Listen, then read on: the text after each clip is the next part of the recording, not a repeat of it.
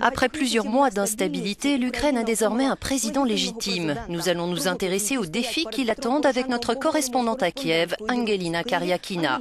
Angelina, l'une des principales revendications de Maïdan était un nouveau président. Comment les gens réagissent-ils à l'investiture de Poroshenko? De nombreuses personnes à Maïdan ont voulu voir le nouveau président, alors elles se sont déplacées jusqu'à la place Sainte-Sophie, tout près d'ici, pour assister à la cérémonie.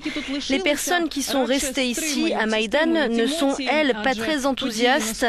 Elles gardent en tête la situation tendue qui persiste dans l'est du pays. Les gens à Kiev sont inquiets face à ces événements. Ils disent ne pas pouvoir retrouver la sérénité et la joie sans le retour d'une paix durable en Ukraine. De nombreux militants de Maïdan n'ont pas l'intention de quitter le centre de Kiev et veulent contrôler les actions du nouveau président. De quelle façon? En effet, certains militants vont rester à Maïdan. Ils pensent que leur présence persistante ici est l'un des meilleurs moyens pour contrôler les autorités. Ils sont nombreux à avoir passé tout l'hiver ici, mais désormais certains sont partis. Ils sont retournés travailler ou ont rejoint les forces armées. Certains militants ont formé des ONG afin de contrôler les autorités et d'élaborer des propositions de réforme, etc.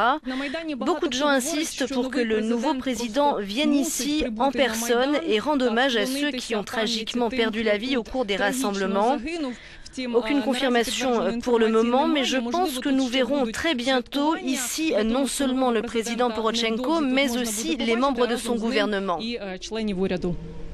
Petro Poroshenko est devenu non seulement le nouveau président, mais aussi le commandant en chef des forces armées ukrainiennes. Il a désormais entre les mains la clé pour résoudre la crise à l'Est et les affrontements entre les séparatistes et les militaires. Peut-on s'attendre à plus d'actions décisives? Petro Poroshenko a déjà promis que sa première visite officielle en tant que président se ferait dans le Donbass. Il a aussi promis de tenir là-bas des pourparlers avec ceux qui n'ont pas pris les armes. Lors de son discours d'investiture, il a précisé qu'il se rendrait à cette rencontre avec un plan de paix clair.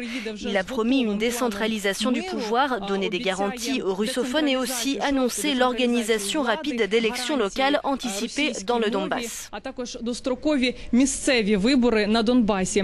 Angelina Karyakina, merci. Je rappelle que vous êtes notre correspondante à Kiev.